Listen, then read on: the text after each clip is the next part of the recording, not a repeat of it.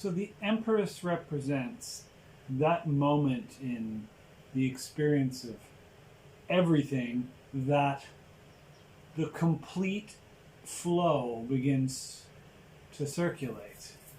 And as you have followed my course,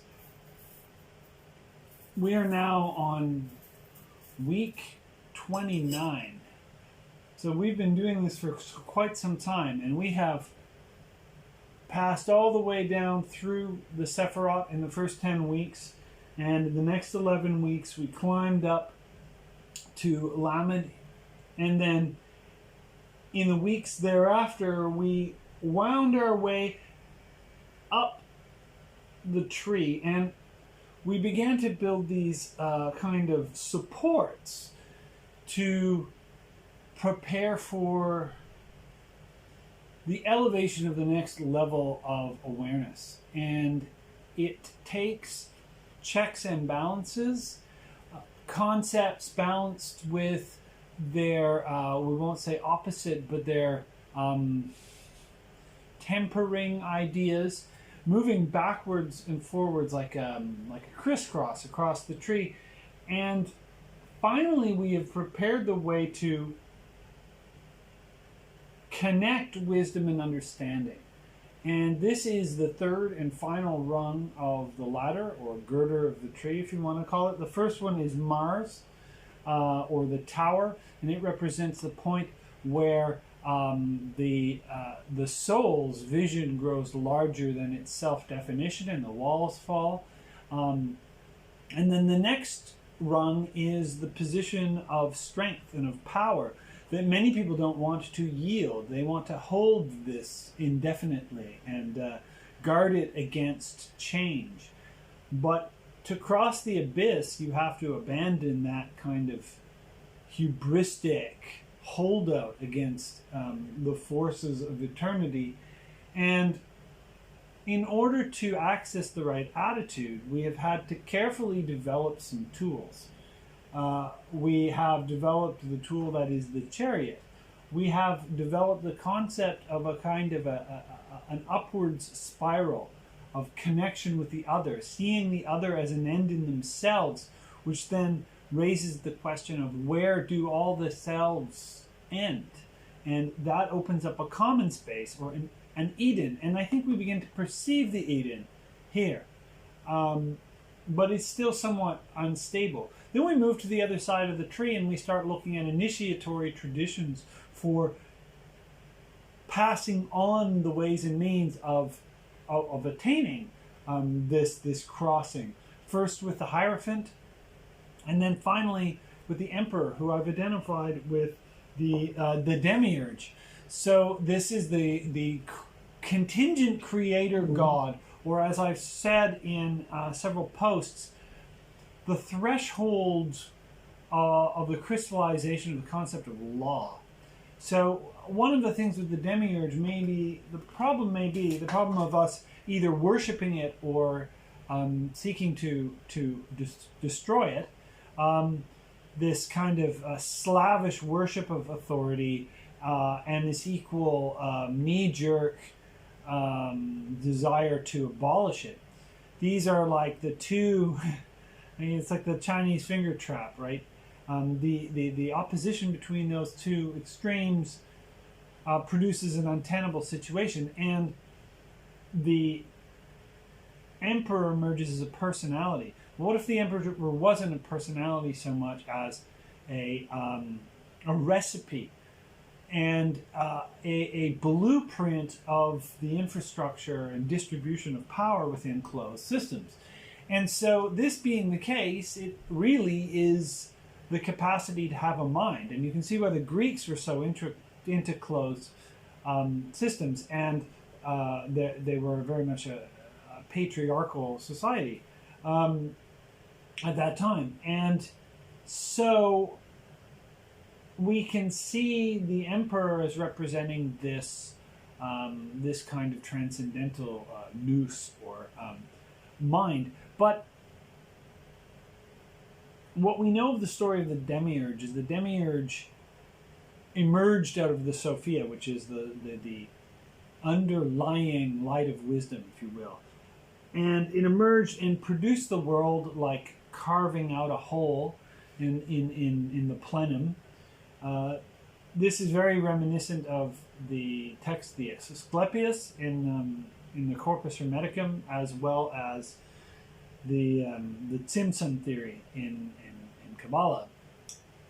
And if we look at this as a kind of a threshold of reification or crystallization, this formation of a closed system in which leverage may be had over ideas, what we're looking to do is to move up to that threshold and to pass beyond it without actually engaging in theism or anti-theism. So we're kind of passing through the Scylla and Charybdis, if you will, of these two. And this leads to the ability to eject a new envelope of awareness that is full and immanent and totalizing, and which is open, at least at its most sublime horizons. And so we see that these supports have all enabled us to make this journey, which we otherwise would not be able. We would not be able to think this if we hadn't had these kind of polarizing experiences. This is why practice is better than theory, right? Meditation gives us an experiential understanding, an experiential empathy for each of the paths, and we gain knowledge that way. And so we are able to now access the path of the Empress. And what is the path of the Empress? So the Empress is the number 3, and it's assigned to the Hebrew letter Daleth, which means door. So I'm going to just hold up a completely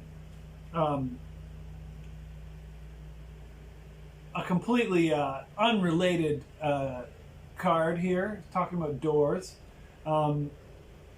As you can tell, this is a version of the Empress, and this is purely abstract, but it makes it very, very, very clear what this door is. It's the gate of life. It's the Empress is the feminine counterpart to the Emperor. And this is where I think people get kind of bogged down in the Emperors. They separate it from the Empress. It can't really be separated from the Empress without becoming tyrannical. And I think I said in my Empress video, or my Emperor video, that really what crowns the Emperor is not fear, it's love. And so you have a true king who is loved and who has love and who is ultimately supported of and an expression of love. And so love is this enormous concept that we have a difficult time pinning down into a definition. But remember, we talked about the lovers. We talked about love as coming to the open horizon, if you will, and becoming open. In a sense, surrendering to the other, which includes what we call the self. I mean, the self is, in a way, an other, and the other is a self. Those two concepts kind of collapse. And there is an experience of openness. And in this experience of openness, there is an all-embracing, smooth continuum. If the Emperor can be described as a striated space, a space with pillars, with lines, with coordinates, with arches, enclosed, the Empress is a forest. The Empress is an open field. The Empress is the whole world and even the whole universe. You can see in the Rider-Waite-Smith version, she sits in the garden. This tree looks very much like the pine cone or pineal gland. She's got the symbol for Venus, which is the planet assigned to her, and she wears the stars. Now, and she's also wearing a dress festooned, it would appear, with either roses or pomegranates. And this definitely suggests the relationship to Persephone, the part-time goddess of spring, part-time goddess of the underworld. And that would be the pomegranate reference. For those of you who don't know that story, Persephone was the daughter of Demeter, I believe, and was kidnapped by Hades to the underworld, and she would have been let go permanently if it hadn't been for the fact that she ate some pomegranate seeds in the underworld, and so that's what binds her to it, and it's supposedly a proto-explanation for winter and summer, or winter and spring. She's a spring goddess. She goes away in the winter and rules the underworld. This is the spring aspect. We'll see the winter aspect coming up. But it does raise an important thing about this card. This card is actually not all fluffy. This card is powerful. This is power. We think of power as force, like the leverage that the emperor has over his closed system. But that's the power to enforce borders. This is the power to extend borders. The Empress is what enlarges the kingdom. And if you think of the power of beauty, of love, of passion, of desire, these things are without a doubt regal and have majesty. You would this being, this entity, deserves incredible respect. At the same time, there is a maxim that vulnerability is power, and this plays out in the Empress, because the Empress's embrace is full, is all tolerant. The Emperor will cast out energies from the perimeter. It has borders, has hierarchy, but the Empress will embrace and transform. But if you think that this necessarily means the Emperor is defenseless, think about the Venus flytrap. The Venus flytrap also embraces and transforms. The kind of carnivorous plant that consumes insects is a very good example of how Venus has has the capacity to essentially consume alien elements. And if you think about the actual planet Venus, it's one of the most toxic environments in the entire solar system. It's filled with sulfuric acid rains, and so people are afraid more of Venus than they are of going to Mars, right? I think we should colonize Venus. I think we should have giant gas barges way out in the clouds, because it's closer and it's roughly the same size as the Earth. But no, the billionaires who have the ways and means of doing it want to go to Mars. Imagine that. But not to go on a digression. However, talking about the physical planet is very relevant, and this path is super relevant in many ways. A focal point for this particular course, because this course is timed to a calendar that's literally based on the orbit of Venus, which is 224.7 days. And this is divisible by 7, and then the 0.7 can be made up every 10 years by adding a week. As we all know, the Venus calendar has a beautiful symmetry and stability that really no other planet seems to have. It, at the same time, is an environment which can be corrosive to those without protection. For example, on the surface of the planet Venus, or consider also the planet, the metal assigned to Venus is copper, and copper rusts; it turns green. The corrosion, the oxidization, is given as an example for how the desires, if you will, can have this sort of ultimately almost acidic effect. So there does need to be a type of, I want to say, a noble posture, for lack of a better term, a going into this space with full respect and recognition that Mother Nature is all-consuming. There is, I know that some of my students have recently had an experience that very much brings this home, the encounter with a forest that is, in a sense, predatory, and a forest is predatory, of course. It's filled with beings that will predate, and Eden arguably is very, very predatory as well. So this is the Garden of Eden. This is more so, far more so than is the Lovers. The Lovers takes us to the gate, but this, in a sense, is the nature of the state above the abyss.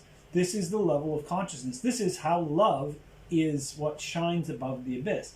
This is why we ultimately want to transcend this kind of struggle, this power struggle, and move towards an understanding of love. And notice how Dath, or knowledge, is what sits astride the abyss. So this understanding is above knowledge, and it connects wisdom and understanding. There's an idea in the Kabbalah called the chasmal, the speaking silence. And I've seen it assigned to right about here, right about in the middle. And it is like a heavenly voice.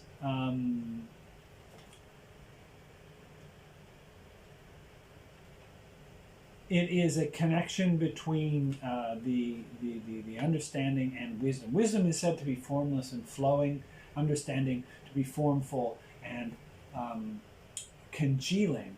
And what is it that ultimately unites them? It's an ineffable mystery. But that mystery has a voice that is both silent and communicative. And this is called the chasmal. And the chasmal can be experienced at certain times. It's not mechanically inducible, but it can. There is a voice that can speak from the silence. And so this is a experience above knowledge. So we look, speaking back to the theme of the stars and how the Empress extends into the corporeal body of space itself. You can see this Empress is in a forest. This is the Alchemical Visions Tarot. And at her crown, past the flowers, there are the galaxies themselves. You can maybe see that. And so this suggests the corporeal body that extends into infinity, into eternity. And this is a card this is a path that can actually, it indicates sort of a pantheistic monism to some degree. It is a whole that can be conceived of, I suppose, as a single pantheistic substance. Remember, there's still 3 paths left to go, and these connect this sum toto with something that transcends it. So this is perhaps where pantheism exists. This is where I suppose you could call panentheism, or the concept that all is in God. Pantheism is that all is God, and panentheism is that all is within God. And then there's doubtlessly something beyond any of those concepts. That is pure experience. And remember, there's this limitless creative fundamental reality. It's all saturating. We lose track of it. We forget that it exists, and we have to remind ourselves by climbing up the ladder. But when we get to the top, we realize that it was never gone and there never was a ladder. And yet, this is something. This is an exercise that that our minds seem often to need because of how they're conditioned into duality. We untie the knot of our dualistic thinking in a linear fashion, only to discover that, in a way,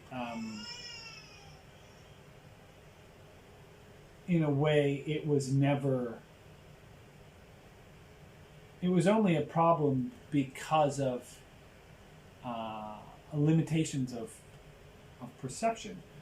And so here we are. We haven't touched the crown yet, and that's important. The crown is what transcends all. And so we haven't touched that yet. So we're still ultimately engaging with the fullness of being. And yet,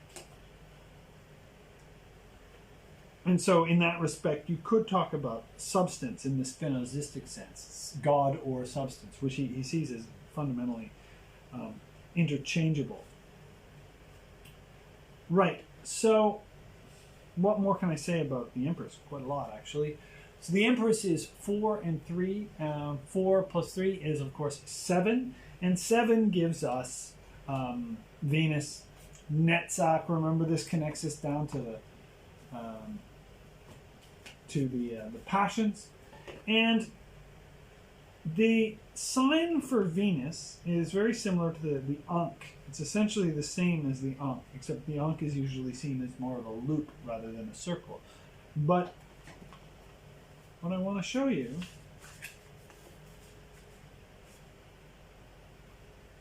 is a very old kind of key. This used to demonstrate how the Empress unlocks the entire tree of life. So we have the tree, and the Empress is Venus, and the Empress is said to connect. See where I drew the circle? All. It's easier to see. See, there's the circle of the Ankh, and there's a cross. So this connects every single Sephiroth, right? And this is the sign that unlocks the totality. This is also the Ankh or sandal strap. You can imagine an ankle going through there, and this going into the toe, and there you have a sandal strap. So that enables the point of contact with the ground. Because interestingly enough, we get echoes back to Malkuth. Of course, Malkuth is 400 because of Tau. Tau is worth 400, and Daleth is worth 4. So if you remember the Eik Bakar, the Kabbalah of the 9 chambers, the 440 and 400 will be in the same chamber. So that means the Empress, the Hanged Man, and the world are all of a similar energy, which is very interesting because the Hanged Man is hanging on a cross. Tau means cross or even crossroads. And the Empress is essentially mater reality itself, the flesh of the world, the sensuality, the corporeality, the fundamental substance of everything. And that's one route that we can get to. Another route we can get to the world is, remember I keep saying 21 is the world, 21 is the world. 21 is the sum total of all the pairs. And 21 is the sum of 1 plus 2 plus 3 plus 4 plus 5 plus 6. So the hexagram produces the universe. As Crowley said, the universe is the hexagram. Well, 1 plus 2 plus 3 is 6. So the Empress, or Bina, if you will, or we can just talk straight up about Bina, produces the hexagram. The triad produces the hexagram produces the world. And we can go back further to the duad itself and the monad. But for our purposes, the Empress is in this case, in a sense, emanating or providing the world itself. And if you look at the Tetragrammaton, the four-letter name of God, you've got 3 letters in the four-letter name of God. I love it. How many letters in the four-letter name of God? There are 3 letters in the four-letter name of God. And the Hey appears twice. So this is 5, and this is 5. That totals 10. So that shows us a connection to materiality. And it also suggests that Malkuth, or the kingdom, the world, is a recursion of fundamental, the deep. It's a recursion of the deep. It's not different in kind. Just like the stars are not different in kind than the starfish. You know, they are material entities. They are part of a material continuum, a material continuum. And this realization, the stars are material entities, connects the upper hay and the lower hay, or the two Shekinahs, right? The Shekinah is the feminine counterpart of God. So the hay is Shekinah, particularly in the Shekinah as the daughter, Shekinah as the mother. Interesting that hay is also assigned to the emperor, who is very masculine. This could be why Crowley switched those, right? Giving the star over to hay, which I can kind of understand that. But I'm perfectly fine with the arrangement as it is. So, what more do we have? Oh yeah, here's a fun one. So, well, first we talked about the different kinds of power. So the emperor has this leverage power over a closed system, and the empress has a resonance power within an open system. The power of charisma, of attraction, of magnetism, of seduction, of irresistibility. And this is the third of the 3 great paths that horizontally connect to representing the levels of consciousness, as we talked about.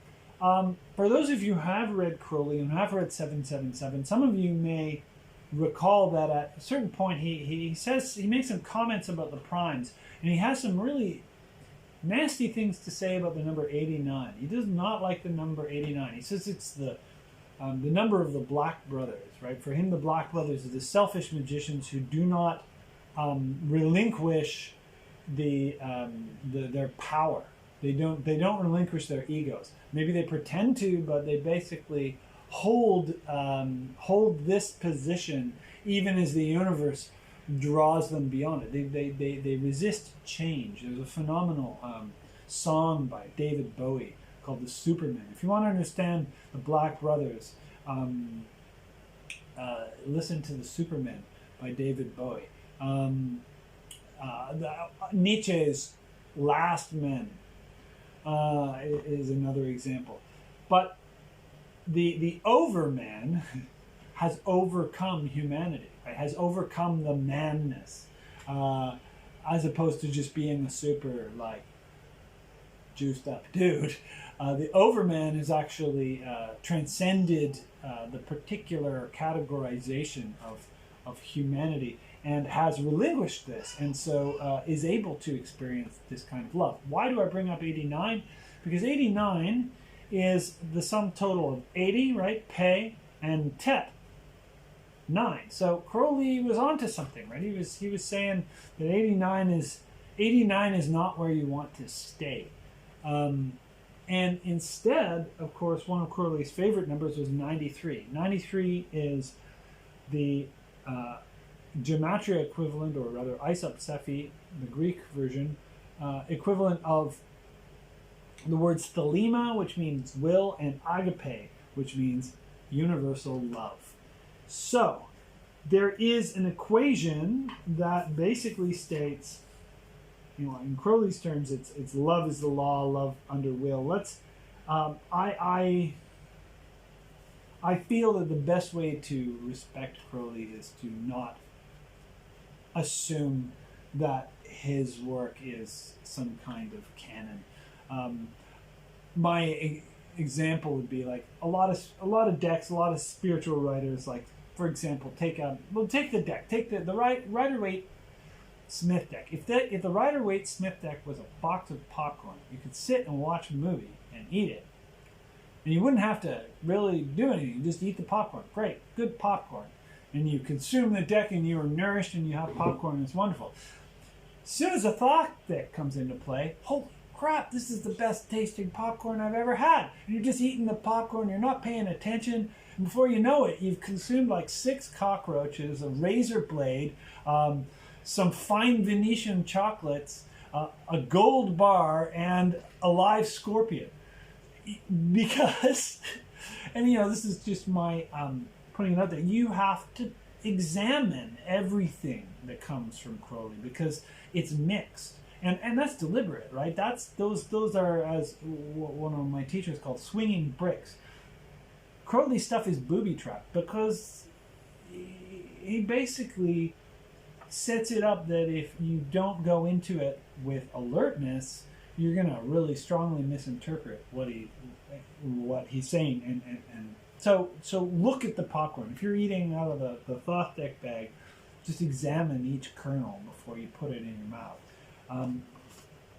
Why did I go on that tangent? Because I want to talk about 93 over 93, not connected to the Book of the Law or any of that, just as a pure mathematical expression. I know it gets used as code for the Thelemic greeting. I'm not using it as code for the Thelemic greeting right now. I'm just showing a pure mathematical equation, which is the number 1, right? 93 over 93, love over will, is a unity. Their difference dissolves. They become one reality. And they are no longer will or love as such, but a vibrant sense of connection. And this is what exists. This is a non-dual state of consciousness. If it is fully realized. Now, the trouble is it's easy to fool ourselves, right? When we move through the tarot in this way, we haven't necessarily stabilized or perfected these paths. I certainly haven't. We are becoming familiar with them so that the ongoing process of our day-to-day lives involves the practice of coming to perfection of them. But the first time you see any one of these cards, you can be pretty darn certain that this path is not fully realized. It will take decades or lifetimes to do so, and to be done is not the point. So I just want to put that out there, that the stable realization of the state of consciousness beyond the abyss of separation, the abyss of alienation, is an ongoing process. As Nima once said, the abyss is crossed in minutes each day. And she would probably say that if you want to cross the abyss, do the dishes. And this is, of course, this idea that the truly magical is discovered in the mundane, which is very much a Empress style of realization. So I'm going to make a prediction that this path, this is Venus. This is 7. So 7 is the days of the week. Remember that we talked about the chariot is the days of the week are a chariot. Well, this is the Garden of Eden, in which the 7 days bore the fruit of the Garden of Eden itself, and the 7 days of creation, which we can realize as 7 stages or 7 emanations, 7 moments, if you will, 7 spectra, and so this sacred time, this week particularly, is where the Course will speak to you directly. And this is a place where vulnerability will allow a flower to bloom. It isn't always painless. I find that this is, so remember, this is the last of the density walls on our way out. This card, the Empress, is the polar opposite of the moon. So remember the sense of disorientation in the moon. But it's supported by the fructifying nature of the Empress. Well, now the fructifying nature of the Empress is harried to a certain extent by this dizzying vertigo that can be experienced. I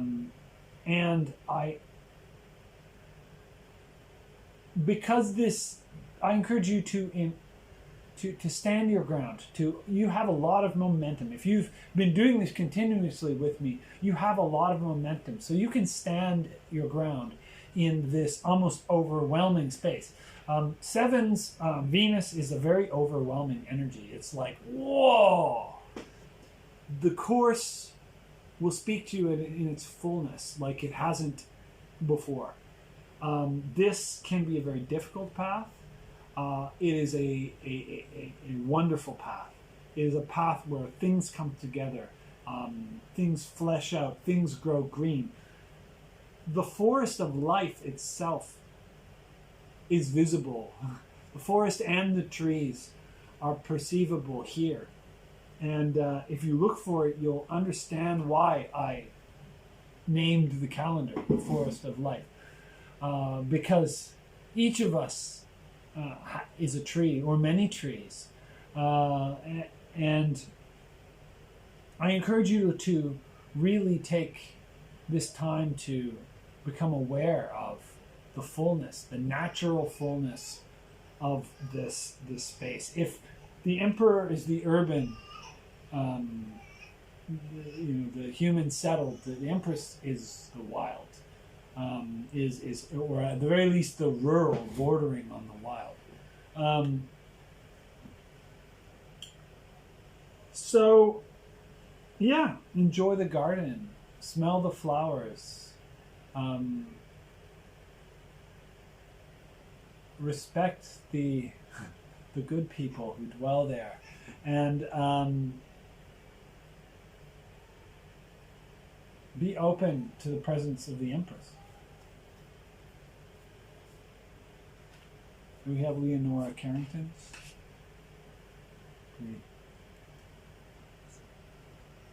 A lovely image, Swan Lake, similar to the Rider-Waite Smith.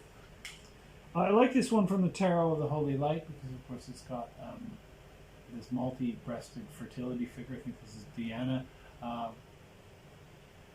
I find this a very compelling image. I always have. It's a classic fertility image, but someone once described it as they were so confused by it that it looks like some kind of bizarre vegetable. But I find it quite amazing. I've always found it interesting and beautiful. A fountainhead, the All-Mother, giving milk to all the beings, right? It's not withholding. The daughter of the mighty ones in the Hermetic deck. Of course, we have Aleister Crowley's lovely Empress, and here's an example. The pelican is said to pierce its own breast and feed its young on its own blood. So there's a self-sacrificing element. The blood of nature herself. Nature feeds herself to herself, and generates. Here we have both of these are quite similar, as we can see. And the orb appears here too. The orb, which appears in the Emperor and the Empress. The orb is, of course, the world, and the cross. Remember, Tau is the cross. 4, door, Daleth.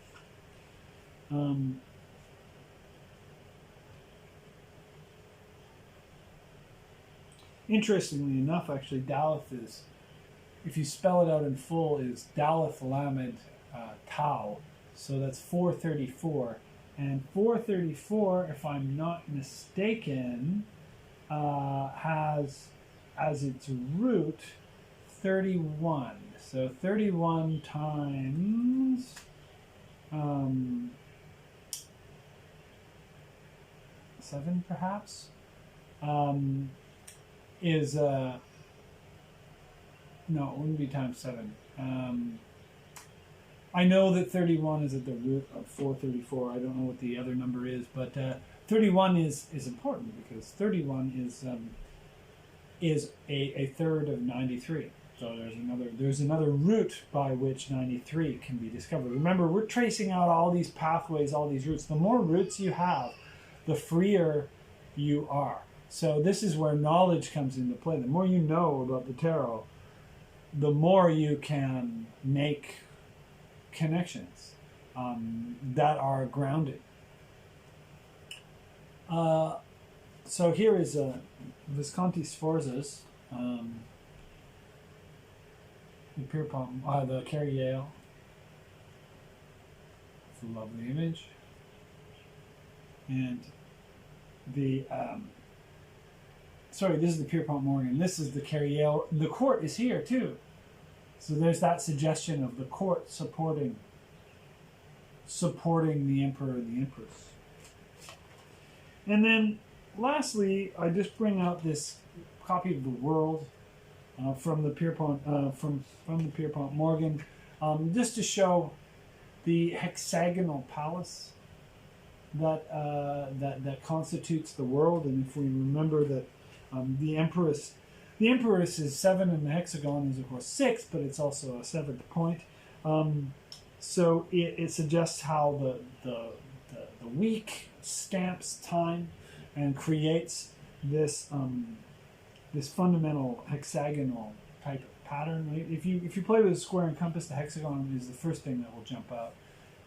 It's absolutely fundamental. So it's based in these kind of primordial discoverables, and of course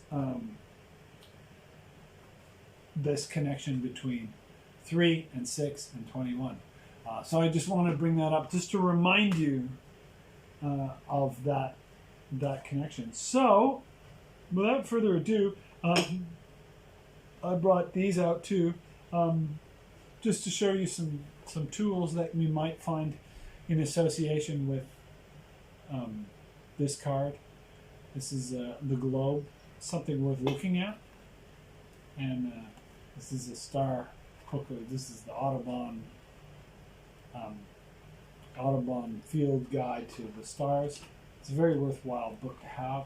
It's a scientific book, but knowing the stars and the constellations is about knowing the body of eternity, and that's what the Empress is. It's the body of eternity. And this is the daughter, the mother, if you like. And these 3 cauldrons, which I am happy to have rescued from a